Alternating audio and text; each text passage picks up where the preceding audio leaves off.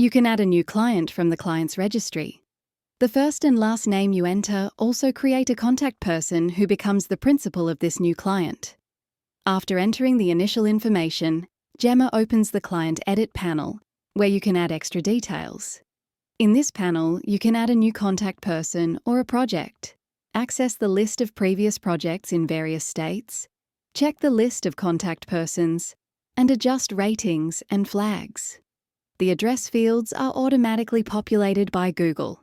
If you enter addresses that are not on Google Maps, such as PO boxes, Gemma will store them for you as well. You can also add unit or suite numbers individually.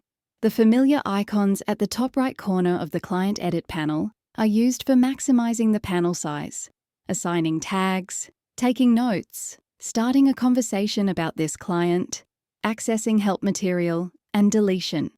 Only clients without a project can be deleted.